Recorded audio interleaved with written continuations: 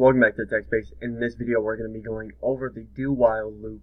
So now that you know what the while loop is, the do-while loop is basically the same thing, just switched around a little bit in meaning, and therefore gives it a little bit of a different way that it ends out being. So as you remember, the while loop just runs on forever unless you have the iteration, which is changing the number or the variable inside of the condition in the while loop.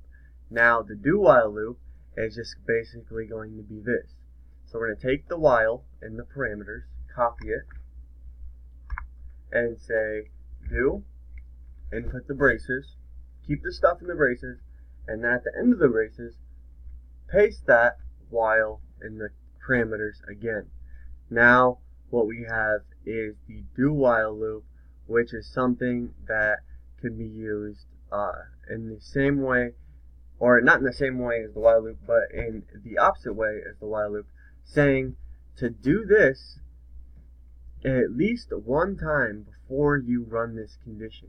So if we want to run something at least once, which is a lot of time going to happen, because if you write something into a program and you make it a while loop and it's never true, then it's never going to show up, not even once.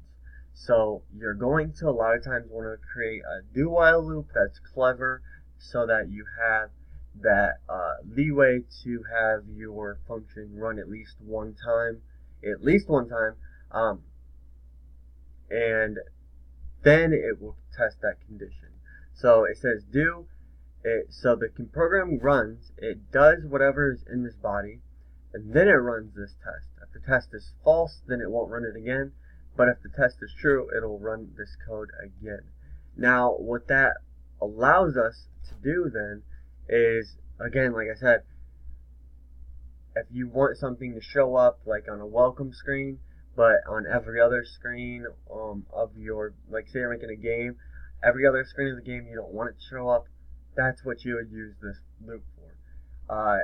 Other things way more interesting than that, of course, but we have to get to that later on down the line, especially once we get past functions.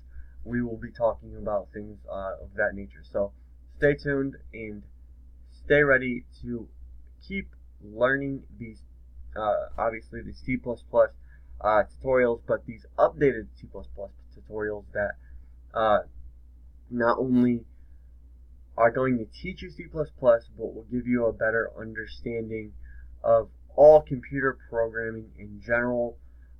I 100% promise you, if you take this whole playlist seriously for 2-3 days, that's all you need for, again, somebody that's taking it very seriously. 2 or 3 days and you will master C++, and along with that you will be able to learn any programming language in that same amount of time. No programming language is hard to learn.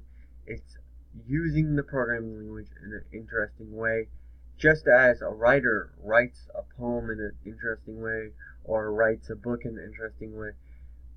There's always, a nuance to it, but you will master the basics, well, not the basics of the code. You'll master how to use the code again, but you will again always have to come up with your own ideas when it comes to programming, because that's what it is. You have to program from the ground up most of the time.